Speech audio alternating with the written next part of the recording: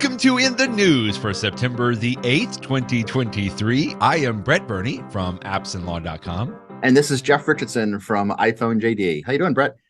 Good morning, Jeff. A very important update for our iPhones. It is here. iOS 16.6.1. We're waiting for iOS 17. Not quite yet, but I'm glad that it looks like Apple released a very important, critical 0-day update that I just installed this morning. It went pretty quick. And again, we've seen this now several times in the wild. Somebody finds an exploit, and Apple seems to be a little bit quicker now getting a fix out, which is great. So thank you, Apple.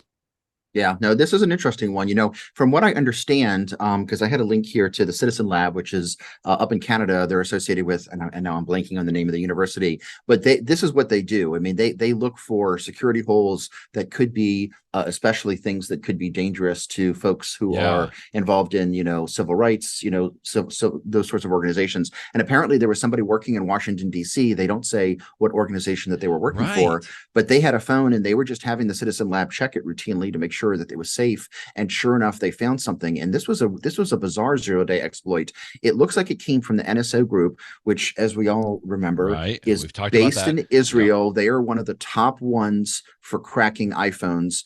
Their software is called Pegasus. It's expensive, and they claim that they only sell it to governments so that it's not something that a true hacker could use. Of course, some governments may have, different ideals than you and I do, just depending upon where they come from.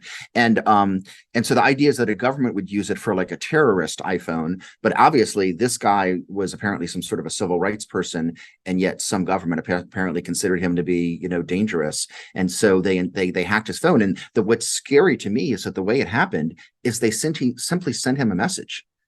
Just by sending him a text message or to be more specific, an iMessage that had a photo on it that I don't know what the photo was, let's just say it was a photo of a puppy, but because it was some sort of maliciously crafted photo, it broke into his iPhone and he didn't have to do anything at all. So, I mean, it's not like he had to click on something. We always tell people, watch what you click, watch what you open, watch where you download things from. But this one just got straight through. So it shows you how smart the security folks for NSA Group are to even come up with these exploits. Now, it looks like Apple found out about it, I think 2 weeks ago is what we found out, and they were able to turn around this update pretty quickly. So for at least 2 weeks, all iPhones and iPads and Mac computers and everything else have technically been at risk.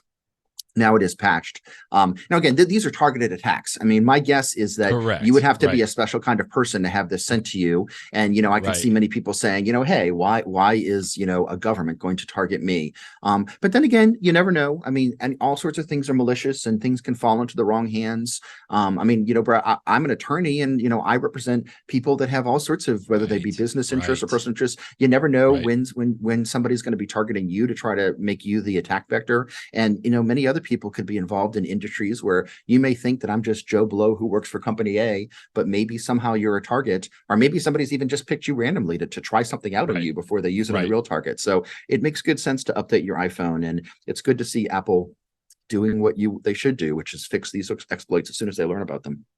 Yeah, I'm always quick to make sure that people understand there's a balanced approach here, right? It's like, yes, this is important. This is an exploit. It is something that needs to be fixed, and which is why I always suggest, and we've talked about this many times, when it's like a point update, then there's really no harm in doing it. It's not going to change your experience on the iPhone as if we're going from iOS 16 to iOS 17. Now that's going to be quite a number of changes. But these smaller updates are really just, I think I call it common sense more than anything else, because again, most of us, to your point, are not going to be targeted by, nefarious government entities of some kind. They're not going to be looking for that. But on the other hand, it is good to make sure that we do these updates. This employee, they kind of explained it in a kind of a generic way. An employee of a Washington, D.C. based civil society organization with international offices. And so that's where they found, I know. So who knows what that could be? But I mean, obviously it was something important, and somebody somewhere was trying to get access onto their phones. And Hmm. I think the takeaway for me is I'm just glad to see that when this organization, what are they called, the Citizen Lab, when this organization found out about it, they notified Apple through the right channels, and Apple, I think, did the right thing and made sure that they just closed this little exploit, this little loophole, and they did it very quickly. And we've been talking about this for years now. We have these ability now to do these updates a lot quicker and easier than it used to be back in the day. So great. Hmm. One last thing quickly on this. They also, in this article that you linked to, encouraged everyone to enable lockdown mode. And I got to be honest, Jeff, I don't know too much about lockdown mode in the No, iPhone, but it looks like they linked to the article, the Apple support article here, which is great. But it looks like that might be a little too far.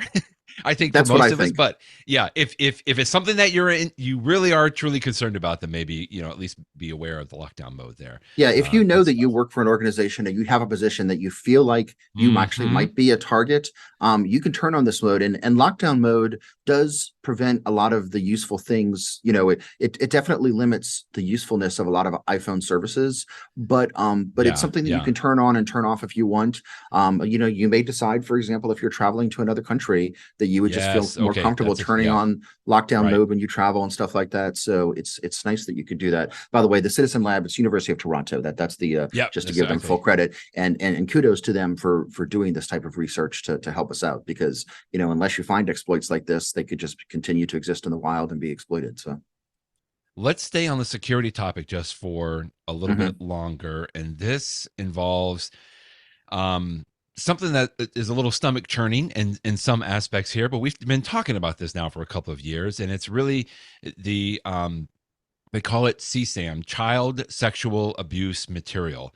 And Hmm. 2 years ago, the reason we started talking about this in August of 2021, as you reported here on iPhone JD, that an Apple was going to, um, I guess I don't really understand exactly what they were going to do, but they were trying to put some protections in place to make sure that if they found some of this extremely offensive and illegal material, mostly photos, right, on phones, that it would alert the law enforcement or something along those lines.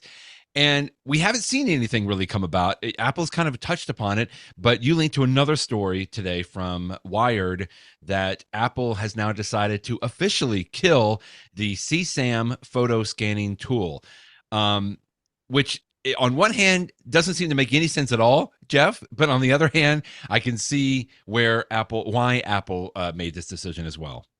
Yeah. So, I mean, the issue here is obviously, everyone's going to say we're against child abuse. I mean, that's the easy part. And you certainly Right. don't want to have, photographs of children in inappropriate, situations going around. So here in the United States, we have something called the National Center for Missing and Exploited Children. Right. Right. And they are a national clearinghouse. They're like one of the only person in America that actually has permission to collect these inappropriate photographs, because one of the things that they can do is they can take the photograph and they can do a computational analysis on it and then Hmm. come up with a hashtag. And so the idea being is if somebody else has a photograph that matches the same hashtag, then you know that it is the Right. same photo, Right. or at least statistically Exactly. within a certain degree, it's the same photo. And so what it means is that if somebody says, I have, a folder of 1,000 photos, and I just want to double check that none of these are inappropriate, you can run the hashtags from this national clearinghouse against it, and if it'll let you know if there's a match. So that's where all this comes from. And so Okay. Apple, Okay. as it was allowing people to upload people to iCloud, it's iCloud, it's online, Right. service, it doesn't want to have images up there that are inappropriate. But at the same time, Apple wants to protect those images. It doesn't want to say, I'm going to look at all the images you upload, because that Right. invades your privacy. So how do you balance wanting to protect your privacy, but also Apple not wanting to have these photos on its service? And what Apple decided a Right. couple of years ago, and it was announced 2 years ago, is that Uh-huh. before your iPhone or your Mac or whatever, before you upload pictures to iCloud, on your actual device where your photos live before they've been shared with anybody, that your iPhone would download all of the hashtags from this clearinghouse and will double check your photos as they're being uploaded. Now, if you choose not to upload them, nothing would ever happen. That's just your own problem if you have inappropriate photos on your device. But when you go to upload it, it would double check each one before it reaches Apple's service. And so that way, Apple could keep the photos encrypted on its service. And they could honestly say, we can't see your photos. Right. And yet they would also know that there were no inappropriate photos on its service. So all of this sounded like a good solution to this problem when Apple announced it 2 years ago. But shortly after they announced it, a number of people started to object. And some objections I thought were going too far, but there were other ones that were legitimate. And the real problem was a slippery slope argument. I always get worried about slippery slope arguments because you can argue against everything with a slippery slope argument. But the one here was, once you start using this service in the US with the US National Clearinghouse, to have it work in other countries, you would have to use the appropriate clearinghouse from those countries. And for every country, they're going to designate different things. Apple themselves would not know what's in those clearinghouses. And the danger is, what if you have a country that says, our country legitimately believes, for example, that being gay is a crime. And so any, photographs showing any homosexual activity of any kind, they would say is a crime against the state. And if you have those photos, then you're a bad guy, just as bad as if you had some child pornography. Well, if Apple was using those clearinghouses that was being, how is Apple going to say yes to the US clearinghouse, but say no to some other government's clearinghouse? And so the idea is that once you create or another example might be in China, this is almost a humorous example. There are people that would say pictures of Winnie the Pooh are used to criticize the leader of China. And so China literally stopped people, said, in China, you can't talk about Winnie the Pooh, or you can't share Winnie the Pooh pictures, which sounds almost comical. But what happens if suddenly anyone, in China can no longer upload to the Chinese iCloud pictures of Winnie the Pooh? I mean, just as an example. And so Apple realized that once they start a service like this, there's no way that they could turn down government's ability to tell Apple, here's what you need to search for. And then suddenly, essentially, although it's all happening on device, governments are having the ability to search your device, for photographs that the government considers to be inappropriate. And sometimes that's the right thing. Sometimes that's the wrong thing. It all depends upon your perspective. And you can understand that is a legitimate slippery slope argument. So, what we've all known publicly is that Apple announced this system 2 years ago, and then they never came through with it.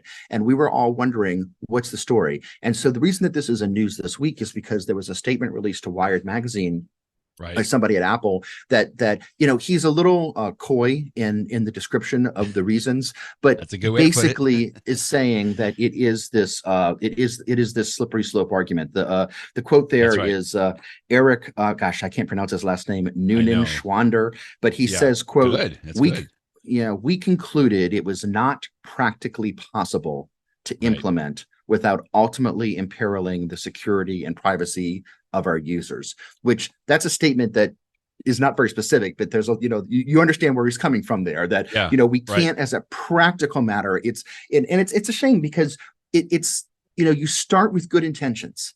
Apple had the right idea here, but as a practical matter, their very smart system that they came up with, when you think through what are the implications of actually implementing this, you suddenly find yourself in a place that you don't want to be. And so, it's the old argument of one bad apple can ruin it for the rest of us. That's sort of what ended up here. So I think it's a fascinating story. And much like the last one that we talked about, this one, like the NSO group, I mean, it involves, privacy, security, governments around the world. It's these same themes. It's really interesting. How could Apple win in this situation, Jeff? I mean, honestly, I remember talking about this a couple of years ago when it first came out, and we were, again, who would have been against it? From the goal, at least, that Apple was putting forth on this, is like, this is great. I mean, we're going to finally, from a technology standpoint, be able to maybe tamp down some of this illegal activity. We're like, go for it. Like, let's do that. But obviously there's a lot of folks that can point, have a counterpoint to that. And it's exactly, in fact, another quote that Eric said here, scanning every user's privately stored iCloud data would create new threat vectors. And he says it would also inject the potential for a slippery slope of unintended consequences. Scanning for one type of content, for instance, opens the door for bulk surveillance and could create a desire to search other encrypted messaging systems across content types. Exactly. And so, Yeah. so I see exactly where they're coming from. But then in the next paragraph here, there's another individual here that is at another nonprofit that they work to combat child exploitation online and sex trafficking. And she wrote a letter to Tim Cook and said, "This is extremely disappointing." She said, "Apple is one of the most successful companies in the world with an army of world-class engineers. And in other words, how can you not find a solution to this?" But I just don't see how Apple is going to win. I mean, I can see that they're trying to navigate this, and frankly, I'm glad that they're thinking about it. And there's a lot of other people that are thinking about this, and trying to do it in the correct way, I guess. But at the same time, some of this activity may still be going on, right? In other words, we could point to things that's unfortunate that are still continuing to happen while we're trying to figure this out from a technology standpoint. But yeah, we'll just continue to keep watching this, I guess, because I don't know how anybody is going to win, in doing this. But maybe there'll be maybe there'll be something that Apple will come up with here pretty soon. We'll just have to see. So maybe if you're in China, they've already fixed the problem. China bans iPhone use for government officials at work. This was really interesting. I saw this reported from a couple other places as well. So I'm not really sure exactly the reason that China, the government, has banned officials on this. Jeff, maybe you could enlighten me a little bit here. But it doesn't surprise me, I guess, but I don't understand it completely. There's a good reason you don't know the reason, Brett. And that's because there is not really one, at least not one that's been articulated. Good. But, to be fair, to be completely fair, you hear in the United States over the last couple of months, it's been in the news that certain sectors of the government, both federal and state governments, have said that they ban the use of TikTok on government phones.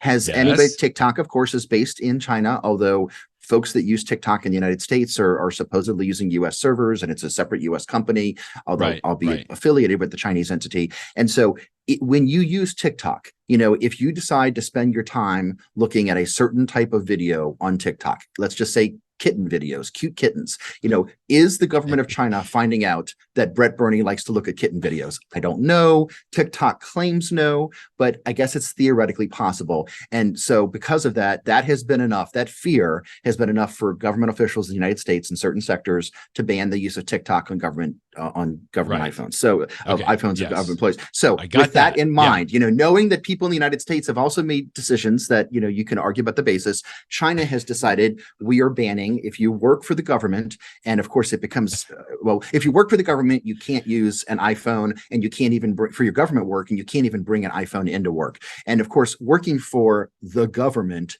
in China becomes a tricky concept because so many industries are nationalized there. It's a question of how far it extends. Now, as for the reason, they say it reduces reliance on foreign technology, because the idea is if you can't use an iPhone, you're going to use like a Huawei or one of those, Chinese manufactured phones. And also they say it protects cybersecurity. Not that China is actually saying that there's anything inherently insecure about iPhones. In fact, I would argue that, as the recent, on the one hand, that NSO Group showed that there were exploits to be had, but the fact that Apple fixed it so quickly shows that Apple is incredibly concerned about security. So I don't think that was a real excuse. So, some of this is posturing. Some of it is, you do this, I'm going to need to respond. Apple's relationship with China is so complicated because Apple relies upon China from a manufacturing standpoint. And China is one of the biggest markets in the world in terms of emerging use. Here in the US, it's pretty saturated. Pretty much everybody in the United States that wants a smartphone owns a smartphone, and they've already made the decision of iPhone versus Android, and maybe you can convince some people to switch. But in terms of future growth, some of the areas that Apple, can look to are countries like China and India, and places where there is a burgeoning middle class that can more and more afford iPhones. So, it's a big deal to perhaps be losing the argument. And again, China is not banning the iPhone throughout China, only for people that work for the government. But again, there's a question of how far it goes. So it's an interesting thing. And again, this is now the third story in a row, Brett, where we're talking about, government decisions. It's this relationship between governments and technology. It's just, it's really interesting. Yeah, yeah. It almost at first seems a little tit for tat from the Yeah. China perspective. I'm not really sure, but of course, I did see where somebody contemplated that China is saying, "Hey, it's really for the safety. We want to have Chinese made devices," and of course, the first thing I think of, well, the iPhone is made in China, That is designed the in irony, isn't it? California, but made in China. So, but I understand you did a really good job of explaining this. So, thank you. And yeah, we'll see. To me, I'm just interested in like how good is that going to work? Because if somebody's Hmm. really tagged to their iPhone, I don't know if they want to give it up that easy. Yeah. Well, we are a week away now from the Apple announcement. Not even a week. What, 4 or 5 days Yeah, we're on almost September hours. 12th. So we're excited to see what is coming, but then we also may need to have a eulogy for the lightning cable. I thought this was a great article you linked to here from Dan Moren in Macworld. RIP Lightning. In lieu of flowers, please send dongles. We may see the end of the lightning connector in 4 days, Jeff. One of the things that was interesting is that Lightning was announced in 2012, as we talked about in the Right? past. And Dan Moren has a quote from Apple's Vice President Phil Schiller here, where he says that it's going to be a modern connector for the next decade, which probably sounded Yes. like a long time back in 2012, but it's now been more than a decade. So, It's been more than a decade. I Exactly. guess you can argue that Apple told us at the time that Lightning was announced that about 10 years later, or maybe in this case, 11 years later, it's going to be time for something new. So, and again, you and I just talked about this a little bit last week too. I wonder in my head if it wasn't for the fact that the EU is demanding that smartphones sold in Europe starting next year have to support USB-C. Would Apple have made the change? I don't know. I mean, I think that there are some clear advantages to USB-C, like we talked about last week, the ability to transfer data faster for like Right. downloading Right. a 4K video and stuff like that. On the other hand, a lot of the advantages of Lightning and USB-C are identical. It's a small connector. It's reversible, so it doesn't matter what way you split it in there. Lightning, of course, has the advantage of being a proprietary technology. I mean, advantage if you're Apple is what I mean, because that means that Yeah. Apple can make a little bit of money every time that a third party sells a Lightning connector, whereas USB-C is an open standard, so Apple doesn't make money off of people having USB-C. But whatever the reasons, the number one rumor that you just have to accept is probably true is that in just a few days, Apple is going to say the new iPhones are moving to USB-C, Right. and I'm looking forward to it because I think that there's going to be a lot of USB-C third-party devices that will suddenly be able to Agreed. use that you can't currently use. Since I already have USB-C on my iPad Pro, Right. I'm just as happy to move more towards a universal connector. I'm going to still have some devices perhaps that rely upon Lightning, but maybe not too many. So, but it's a fun little article that Dan has, sort of his eulogy to it. The thing that struck me here was this little picture that he had right in the middle, where he has the lightning cable in the middle and he's got the USB-C over on the right, which is fairly similar in size. But then on Mhm. the left, he has the old, what we call the 30-pin connector, which is what Lightning replaced. And it's just, I hadn't seen one of those in so long, Jeff. And it just brought to mind, it's like, wow, that was a humongous plug with the 30-pin connector. And then we went to the Lightning, and I remember what a revolution it was to go to something so small. And the fact that you could, turn it upside down, it didn't matter. And it made so much more room in the iPads and the iPhone. And that's one of the reasons, obviously, that Apple made that switch. But yeah, we'll Yeah. see. I know there's going to be a lot of grief about Well, see, Apple making the switch, but it could that's happen. the funny thing. When you show that picture, Brett, if just by looking at the picture, even if you Yeah, just woke up from a cave and you have never seen either a Lightning or a 30-pin connector, and if you looked at these things, you'd say, "Wow, why would anybody yeah, want to use a 30-pin connector of versus Lightning?" course. But of course, you and I lived through it, Brett, and we remember that at the time, many people complained about Apple making the switch. They're just trying to make Yes, us spend more money and buy yeah, Apple stuff, and all that sort of but stuff. it was And right. so, if people complained about that switch 11 years ago, Right. it makes me wonder whether or not we're going to hear complaints to USB-C. A lot of us who are more geeky and have a Oh, lot of we will. Yeah. technology, we're familiar with USB-C, but Right. We already have those cables. Yeah. does Joe and Jane iPhone user really know Right. much about USB-C? And are they going to be complaining, why Apple, why are you making us do this? So we'll have to see. I'll be curious to see the public reaction and what makes the newspaper headlines of the USA Yeah. Today's of the world and stuff. So we'll see. Jeff, I know you like your HomePods, but do you like AirPlay as well? Great article from Felipe Espósito in 9 to 5 Mac. HomePod 2 Yeah, is exactly what I wanted, but then he has to deal with AirPlay. I know you've complained yeah. about this a couple of times as well. Yeah. AirPlay has so many nice features when it works. The problem is it just doesn't always work perfectly. And Yeah. people that I know that use Sonos speakers always talk about how the technology that Sonos uses is Yeah. superior to I like AirPlay. And although I've Sonos. never Yeah. used them, that's what I hear people say. Yeah. AirPlay works pretty well, but I mean, literally just this week, I was sitting there in my living room, Brett, and I was listening to some music, and suddenly the actually, you know what it was? It was a couple days ago. I was listening to Jimmy Buffett stuff, and after Jimmy Buffett passed away last weekend, and as my Yeah. song's playing on the AirPod Mini, suddenly they just stop. I'm like, why did you stop? What Why? happened? So then I had to go back to my iPhone and start it up again. There was no good reason to stop. It just stops sometimes. So Yeah. Apple needs to. And the thing that annoys me a little bit is that AirPlay and now AirPlay version 2 have been around for a long time, and I feel like, and again, I know nothing about what I'm speaking. Let me just say that clear. But part of me feels like if Apple could just put a few more engineers on this product, let's clean up all the problems. Let's Right. let's work out the bugs. You get the feeling that Apple put it out there in the world and then put its engineers on some other project. Maybe they're working on the Right. Apple Vision Pro that's coming out next year or something else. Like it's like if you AirPlay is almost there. It is 98% of the way there. I just wish they would close that final 1 or 2%. So Maybe Apple wants you to use AirPods instead, Jeff. Speaking of which, happy birthday to the AirPods, which launched 7 years ago.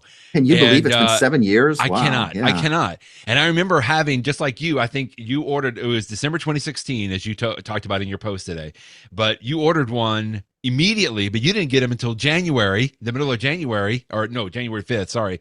Hmm. I think I waited a few more months and I was able to get my first pair. And I've, that's probably one of the first things like that's one of my immediate purchases now. Every time that they have released a new set of AirPods, today I know we're both using the AirPods Pro. My daughter, I've mentioned, has the AirPods Max, which at first I thought that's the one thing I did not purchase, but I got to tell you, it's on my short list just because they sound so good. And now, of course, I Hmm. see them everywhere now, especially when I'm traveling. People use them all the time. But 7 years ago, the AirPods launched, and boy, I say Apple, keep put some of those engineers on this as well, because we want more and better. And I know there are going to be some changes that we expect to hear about next Tuesday as well. Yeah, I wouldn't be surprised. I mean, AirPods are something that almost since day one have really been universally loved by people. Every Yeah. once in a while, you hear a tiny complaint along the edges, but so many people, whether they be a real geeky techie person to just a regular person that just wants to use something that works, people love their AirPods, and for good reasons. I mean, they sound good, Yeah. they're easy to use, they're easy to charge, they They work really work. well. They've come Yeah. out with new models. When they came out with the air with the model that I'm using now that have the noise Yeah. cancellation, it's so Yeah. nice to have the Love it. AirPods Pro. And I'm sure that we're going to see at the very least a version very, very soon that charges via USB-C instead of Lightning. If they do that for the iPhone, you got to think they're going to do that for the charging case. But I but hope. who knows what's Yeah. going to come next? But I mean, these are just great devices. I use them all the time. I've got them in my ears right now for me listening to you speak. And Same. I mean, I use them every day. I use them to listen to music, to podcasts. I use them for video Exactly. conference calls. It's every All the single time. day I use my AirPods. When was it a year and a half ago or so where then, on these AirPods Pro, you could turn the volume up and down. I Mhm. love that. You could just use your finger and swipe up and down on the Yeah. little stick there. And I love that. And then, but I know it's specifically that we've talked about they are going to change a couple of the actions with iOS 17. Am I correct, Jeff? So in other words, now if I'm on a phone call with my AirPods Pro to hang up the phone call, I'll just click my AirPods Pro and that hangs the phone call up. But I believe they're Mhm. going to change that to where it'll mute me on a phone call, right? There's going to be a few of those Mhm. little changes. Anyway, we'll pay attention to that by next Tuesday and hopefully get a little more information to share on that. Let's keep talking about music. It's specifically classical music. We don't talk about the Apple Music app very much. I'm just realizing, although we both like it very much, but something we don't talk about even we talk about even less is the Apple classical music app. Mhm. Other than when it came out, I remember talking about that. And it feels like Apple to me is kind of on a quiet streak here.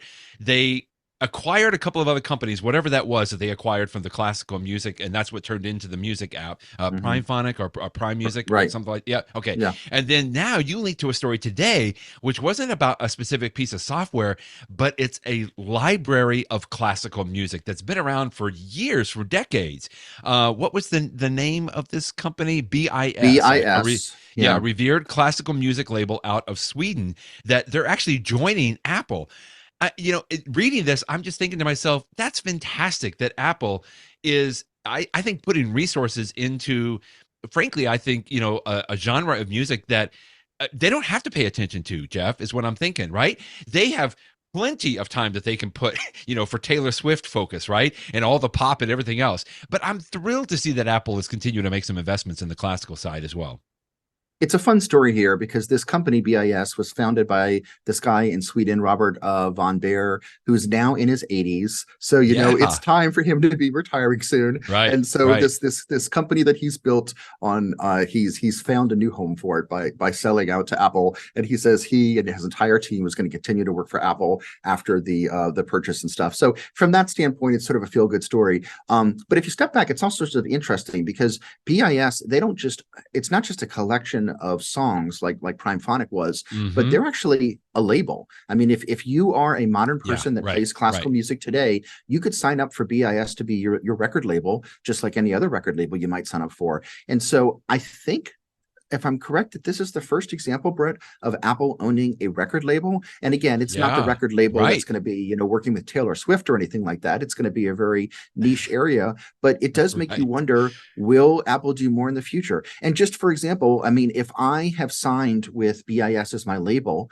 now that Apple owns them, my songs, of course, are going to be available on Apple Music Classical. Right. Will That's they great. also be on Spotify, or is it now going to be an Mm, Apple exclusive? I don't know. I mean, there are hmm. the company BAS has its own existing contractual arrangements that, at least until the contract's expired, I'm sure they will honor.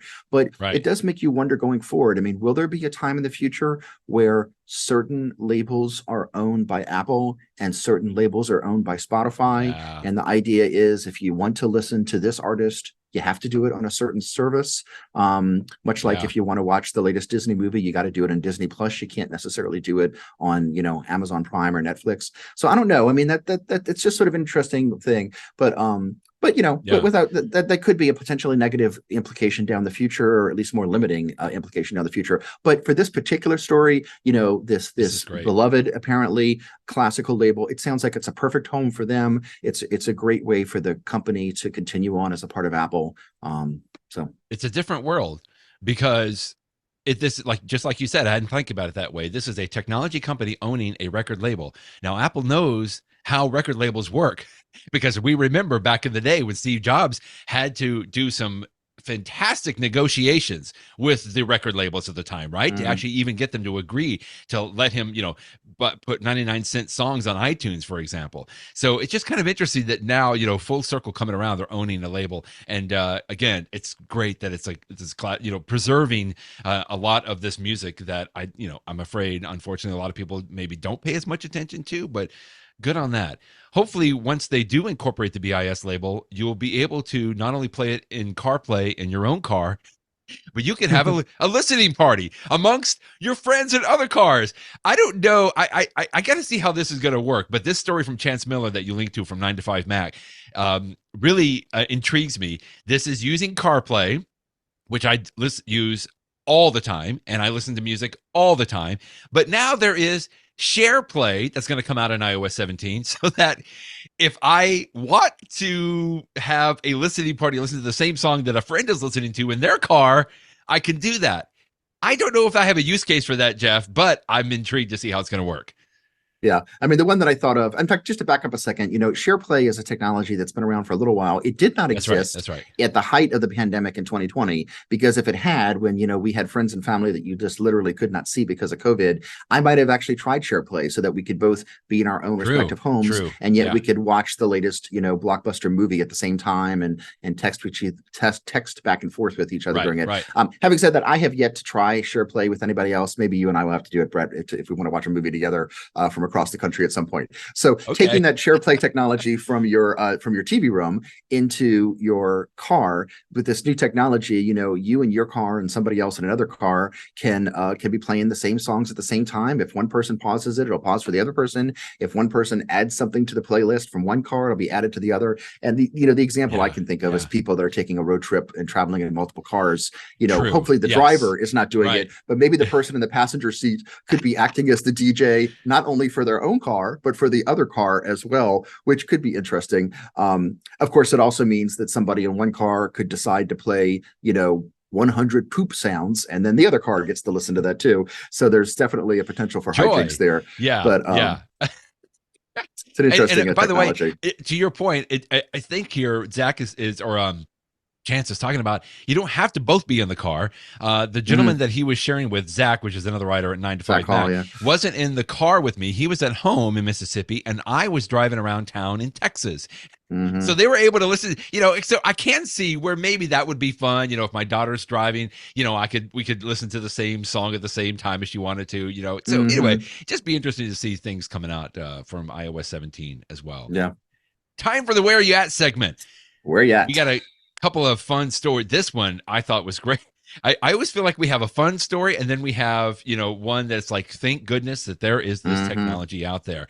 This person, where they were driving around in Wisconsin, flipped the car, and it says it was at night, in the dark, and the car landed 100 feet away from the road. So the point is, you really wouldn't be able to see the car out in this field unless you knew what you were looking for. Thankfully, this person had an Apple Watch on their wrist.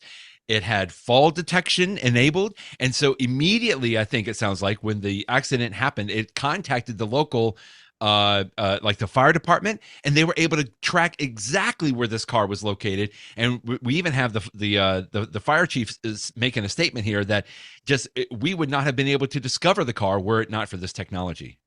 Yeah, he says he thinks it could have taken another 2 hours to find the car if they didn't have the precise GPS. And since the driver was unconscious, that 2 hours could have been the difference between life and death of that person. Absolutely. So this is crash detection working exactly as you want it to work, and it's a great story. Yeah. Good one there. Okay, another one that you had here. This is a little bit of, it's unfortunate, but boy, it has a happy ending, but a kind of a fun. I think what this gentleman says at the end of his little video is that if you're going to steal a MacBook, just make sure it's not from a tech nerd that has a lot of time on their hands. Yeah. You want to tell this story? This gentleman was in Brussels, I believe, right? And he had his backpack stolen. You take it from there. Yeah, this is Jeff. somebody who used to work for Google AI, so he definitely understands technology. His backpack is stolen at a train station in Belgium, and he was able to track it for a short period of time using the AirTag. But then I guess the thieves, and at some point, those AirTags start to beep. So they must either found the AirTag and disposed of it, or maybe they tossed the entire bag and just took the contents. But suddenly the AirTag is no longer helping him, but it was his MacBook. And so since the MacBooks have Find My on them too, he was able to continue to track it. But the thing there's two interesting parts of the story. I believe it was just last week or 2 weeks ago that we were reminding people, we were urging people, don't take the law into your own hands. Contact the police and get them. And he tried to do that in Belgium, but unfortunately, the location information that he had was not precise enough for the police to know exactly where they were located. So they had to have the apartment number. They said they know the building, but they said you have to have the apartment number, and he couldn't give them that. So he did what is absolutely a dangerous thing to do. He decided to become his own investigator, and he staked out where the building, and he finally, through, watching Find My and watching people moving in and out of the building, he was able to figure out where they were located and where they were going back and forth to. Yeah. And oh my God, did he figure it out? Because once he finally did find the information and provide the more precise information to the police, they did come in and make the arrest. And not only did they recover his MacBook, but hundreds of other devices. So this was not just a one-off theft. This was a crime ring that had been doing this a lot. And I didn't mention this in my post today, Brett, but did you notice that a bunch of the equipment that they had stolen, they wrapped it in like aluminum foil to try to protect it as if it was like a Faraday cage? So they were, I don't know if that's, I actually can't tell you if wrapping things in aluminum foil prevents Find My from working. I suspect it does not. But at least the criminals were smart enough to try to cover their tracks. And, they were aware of the possibility of people tracking these devices. And yet, they still got caught. So it's a happy ending, but you could almost understand, this guy's, outside of somebody's house, and the Yeah. bad guys see him out there and decide, we're part of a crime ring, we're going to take matters into our own hands and get rid of you before you can contact the police. Right. So we Right. certainly do not encourage stalking your stolen MacBook in Belgium. Always safety first, but I have to tell you, if well, I don't even want to say it this way, but if you were going to follow it, I think this gentleman did a good thing. He stayed outside. He kept his distance. He did follow the thieves for a little bit, which I wouldn't have probably have suggested to do. But Jeff, I feel like he had no other choice. In other words, he did the right thing. He went to the police. He couldn't get them to take action, and rightfully so. I'm not pointing a finger at the police because they do need to have a precise location, even like down to the apartment number or so. And this gentleman just kept following them until he could provide a precise location. At the very end of the story, I don't know if you watched the video all the way through, and I'll link to it in the show notes, but he said if the police had not come at that time, and it took him like 4 hours once that he finally was able to give them that, his next step was he was going to fly his drone through the open window of the building where his computer was at so he could try to take more pictures of his computer and the thieves that he could get to the police. Now that would have been going too far. We do not recommend that at all. Please don't do that. But at least, anyway, it's a good story, and I'll make sure that you link to the video. It's worth watching on that. Last little video that you link to quickly, and then we'll get to our tips here, was a new one from Apple called The Dance. And when I first saw that you're linked to this, Jeff, I'm like, okay, well, is this just going to be, some nice colors and people swirling around? No. I call it the pay dance. It's a hilarious video. I'll link to it as well, where it's somebody at a grocery store register checkout, Jeff, and they have a credit card, a physical credit card in their hand, and they're trying to pay. And it just is something that I relate to so much. You got to slide it in, and then you wait for the beep. Like, do you remove it? Oh, I removed it too quickly. No, you got to try it again. Let me restart it and reboot the process here. Anyway, it's just a funny thing. While a gentleman in the background just uses Apple Pay on his iPhone and walks out in 2 seconds. I love this because Apple Pay for me has become my go-to way to pay, and I don't think it can come even soon enough. Like, I want everything. I get annoyed now when I go somewhere and I can't use my iPhone with Apple Pay, Jeff. I like it so much. Agreed. It's just so much faster to use, but the video does an effective and a humorous job of showing how much faster it can be to pay with Apple Pay. So that gets me into my in the know tip, which is a couple of things just quickly on Apple Pay. In the know. So this happened just, I think, about a week ago for me. I was in Texas at a very large grocery store chain. I'll let them remain nameless, but their initials are HEB. But I love it. I love the HEB, the stores that are nameless, except that I go and pay, and it's got this little what do you call it? It's almost like the card reader, right? These little black boxes or, different colored boxes that are next to the register. And we are familiar with those because in the past, that's where we would either swipe our physical credit card, or most recently today, we would insert it into a slot so the little chip can be read. Or in many of them, they have the tap to pay options with a physical credit card, right? Where you just simply take your physical credit card and tap it on the little box there and it pays. Well, this particular grocery store chain, not that I'm singling them out, although I guess I am a little bit, they don't even have tap to pay. So I'm using my iPhone, and that's how I want to do. I want to use my Apple Wallet, and I want to use a credit card in my Apple Pay wallet to pay. So I'm like, pow, pow, pow. I'm like tapping the iPhone on the box, because sometimes you have to be in a different corner. Is it at the top, in the middle? Is it the bottom, on this corner, wherever it is? So I'm just banging it around on this box. And every time the checkout person is like, sorry, we don't have tap to pay. I'm like, wait, you mean I have to get my wallet out? I don't even know if I have the physical credit card with me or not. And I have to like insert it or swipe it on this box. I'm like, come on, what is this, 1992? I mean, I don't want to deal with this anymore. So my quick little in the know tips are Apple Pay. First of all, you can set a default card. So I exclusively use Apple Wallet now when I go somewhere, and it's so easy to use, and probably most of you listening already do this, that when you go up to the register, you can double click the side button on your iPhone, and that immediately brings up by default your Apple Pay. And when you set a default card, that's the card that comes up when you double click. Now, you can set the default card by going into your settings and then going to wallet and Apple Pay. And then if you scroll down, there's the default card option there. And so for me, I'm a little bit of a collector here, Jeff. I've got about 12 credit cards that are in my Apple Pay wallet. And I love it because even if I set the default card to my Apple card, my Apple credit card, I can just use my thumb to swipe down on that. And then I now can select any credit card that I want to use through Apple Pay. And that works out brilliantly.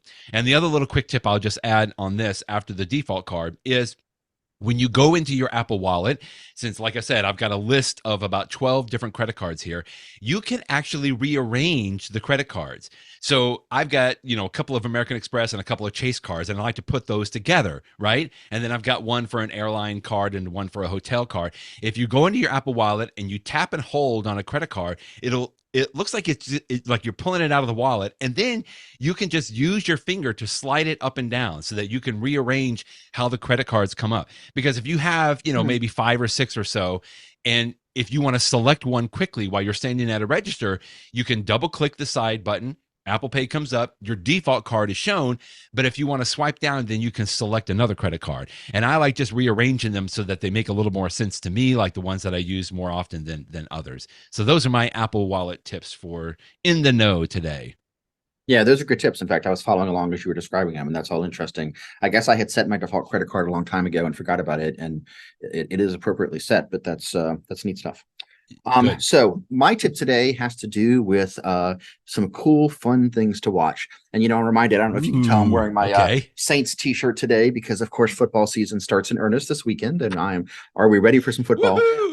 But, it reminds me of many, many years ago. One of the reasons that I, like I'm sure many people, upgraded my TV to something that supported high definition was for watching football games, because that was, sports and HD had the promise of being just so much better. And I remember times where in the early days of HD, I'm watching a football game and I enjoyed the football game, but I was just amazed at the quality of HD because it was so much better than what I had ever seen before with standard definition television, which when you look back at nowadays is just horrible.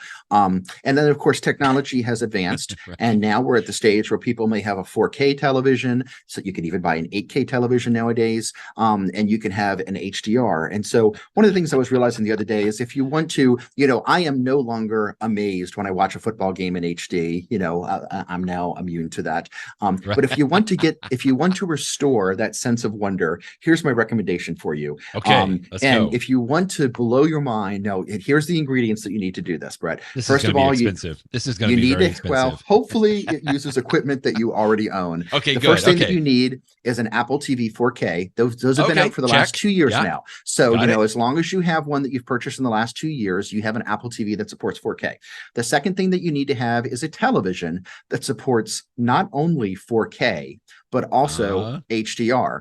And this is important because even though I have some, I have, for example, my computer at home, I use an Apple Studio Display monitor, which is 5K. So even better than, at least from a K standpoint, in terms of the number of pixels, it's better than the television I have, but it does not support HDR. You have to support HDR for this to work. Okay. And then once you do that, once you have that Apple TV, the new one, and you have a television that supports HDR with 4K, next on your Apple TV, simply download the free YouTube app.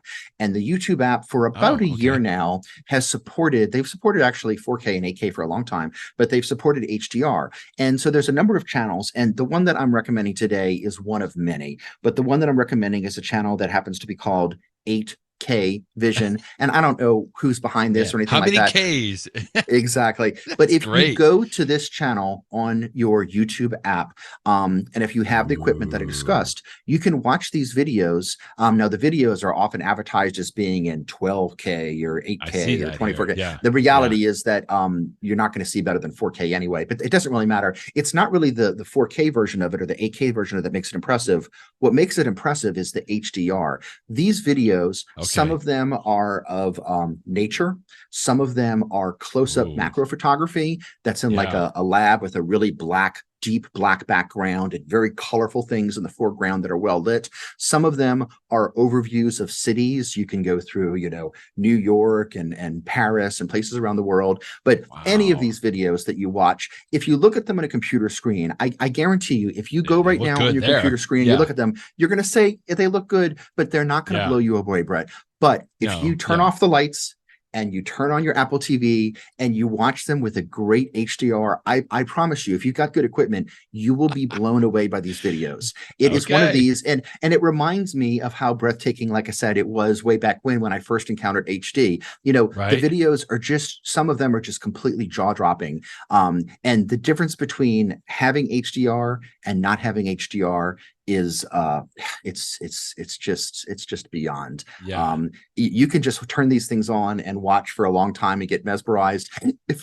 If you wait until 5 minutes in the video and you turn on Pink Floyd's Dark Side of the Moon, they'll sync. No, I'm just kidding. They won't sync up, but it is one of these sort of it is sort of one of these trippy Nice. experiences that does make you so it's really cool. And again, in the future, we're going to have 8K TVs and HK YouTube and stuff that's even better. And we'll see what comes in the future. But for now, if you just have that set up, it's pretty darn cool. It's pretty darn cool. I think, yeah, it's the HDR that I am lacking. That's right the key now. part. And darn you, Jeff, because I might have to make an investment here. It's funny because I've actually seen some of these other videos. Like you said, there's several different channels that you can subscribe to, and they, I mean, even without HDR, as you were talking about, they look amazing, even on my 4K television. You're saying that, Brett, but I'm telling you, because I'm watching them too. You may say these look amazing, but when you truly watch them in HDR, your jaw will drop, and you're like, "Oh my goodness, I had no idea what I was missing." So, it's impressive stuff. Well, I guess I'll go shopping, because I remember when you got your LG television, like you did a lot of research on this, and we talked about your LG television a while back, and even I remember even the way it was delivered was kind of funny too. Yeah, that was funny.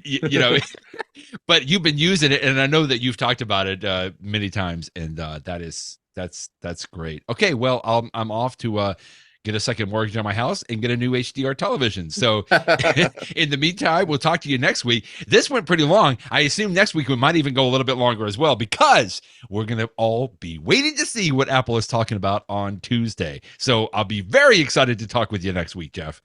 I cannot wait. Thanks, Brett. Bye-bye, everybody.